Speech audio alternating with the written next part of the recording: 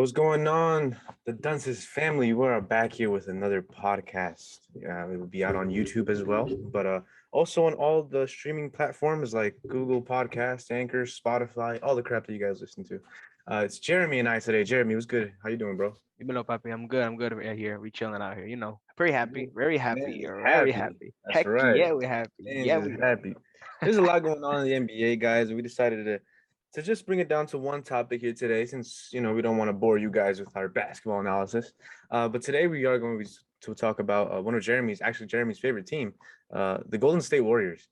Guys, as of now, as of the recording of this video, the Golden State Warriors had just beaten the Atlanta Hawks, I believe it was, right? And Yep. Yep. Steph Curry dropped like what, 48 or 50 50. points? He dropped 50 points He dropped a 50 and piece. trailing. They were all trailing during the whole game. So this guy kicked up. This team Yeah, kicked up. he stepped up, man, and that team, I mean, now they're at 9-1, so it's seems pretty cool. Not many expected this, especially since Clay is still coming back from injury. I certainly did not expect a 9-1 start.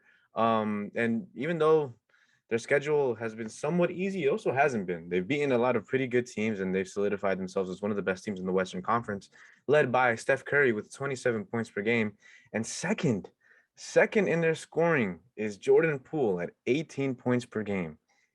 That's insane, man. I'm very excited, watching this team. But enough about how I feel. Let's talk about you. How do you feel about this Warriors team? They're 9-1, so they're still early in the season. But how do you feel about this team? It's only 10 games this season. We can't overhype ourselves about what's going on right now.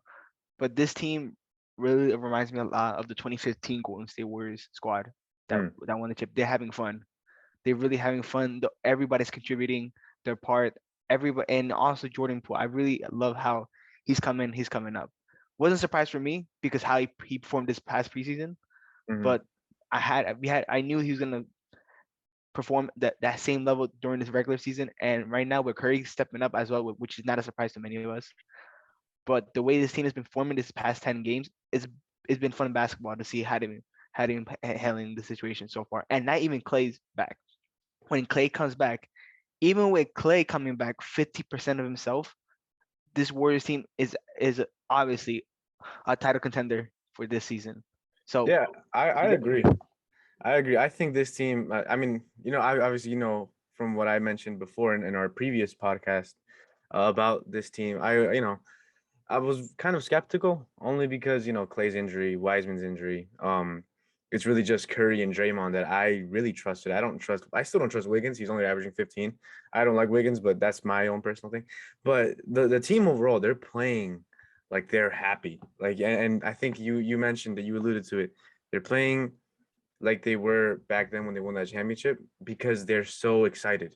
And it's electrifying. Look, I'm sorry to say it to all the fans out there, but when the Warriors are good, the NBA is good.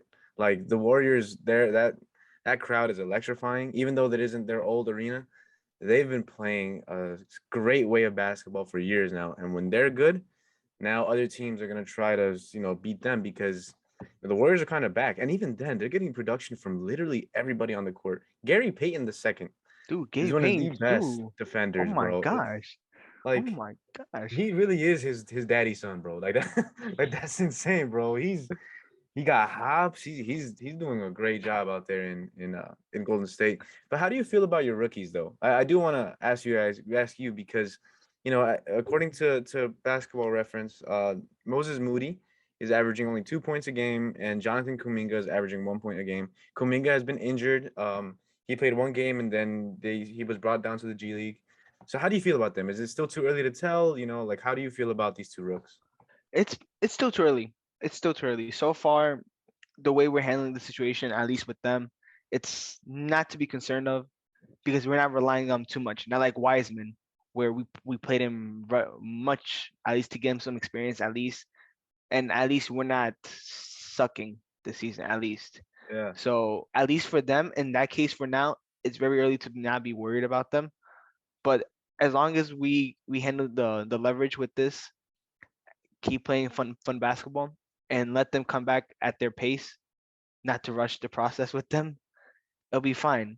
Besides, it's always a good way of watching than playing. At least in the meantime, while they're still hurt, at least they could watch and see how they could develop in the system that Steve Kerr has for them so far. Yeah, I think Moses Moody, like, he's pretty good too, but he's the youngest one out of all of them. I mean, him and Kuminga, they're both 19 years old, so they're still getting to learn how basketball, like how the NBA is work, not basketball, but how the NBA works.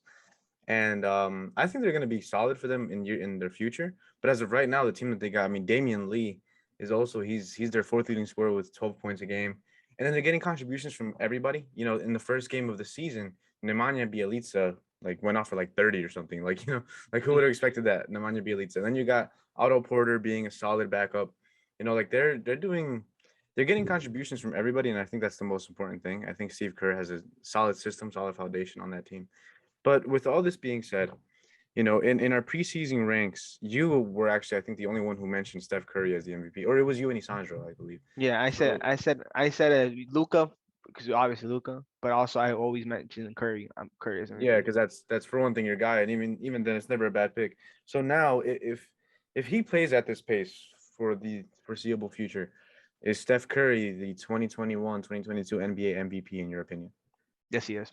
Yeah, I agree. I think even though there are games where like he does crap and Jordan Poole pulls up like and he does his amazing, like I don't know, 30 piece or whatever. I think Steph Curry, uh the amount of attention he gets and the fact that he's still able to get open, he's still able to run around and run through screens and all that, like his game is just it's beautiful to watch. If you watch his routes, it's something that not everybody can do for a consistent period of time. Because you see players do it, like JJ Redick used to do it, um, Ray Allen and all these guys used to do it. But for the amount of pressure that's on Curry when it comes to defense, not even mental, like just defense, and him running around like that, that's not normal. No human being should be able to do it, and he does it consistently every single game. I think Curry, as of right now, is the MVP. I don't think anybody can disagree or argue with that. But yeah, how do you feel about their title hopes though? Do you really think that this team could at least get it to the finals? Because I mean, the Lakers are struggling, the Nets are struggling. So with all these big teams struggling, do you think the Warriors have the best chance to at least go to the finals? Not win it, but go to the finals. I mean, the way they're playing right now, at least the ratings, their first in defensive rating, first in offense in that rating, first at least right now, the way how it's going so far, somebody got to step up. If they're not gonna win the championship, why not us? Yeah. Nothing wrong with that. So obviously as a fan, I'm gonna say yes. But the way they're playing right now, they are obviously could be the title favorites to take it this season. Yeah. Obviously, it all depends how we play it out because injuries could come in. That's what played us last season as well. For the past 2 seasons, injuries just been injuries. So we just gotta stay Yeah. healthy. We have to stay healthy at least with us, with the squad. Yeah. And do you think that when Clay comes back, like he'll be easier to bring in, like because of his game? Like will his game just be automatically plugged in and just work, or will it take time for Clay? What do you think? I I think it will take time, in my opinion, because we Oh, don't really? also wanna wanna put him in with full pressure because we know Mm, for a fact we're all aware that he's not gonna be the same self defensively wise because yeah. defensively it will help us a lot. On top of that, his scoring, his shooting, he could shoot. We know he could shoot lights out. We know that for a fact. However, we got to see how we could make him at least we don't re-aggravate the injury. He doesn't get so at least we have to take it easy with him. And hopefully it could be like another KD where KD made a full recovery. How he when he came back from the Achilles injury. So let's see. Yeah, yeah, it's a lot. I mean, I'm still on that, like with Clay, the way that he ran around and stuff. I don't know if he'll be able to work as well with that, if I'm being honest with you. But I do believe that he'll be a solid player, and I think that he's going to do what he can, given his injury history. But one last question before we wrap this up here. The Ben Simmons situation is still out there.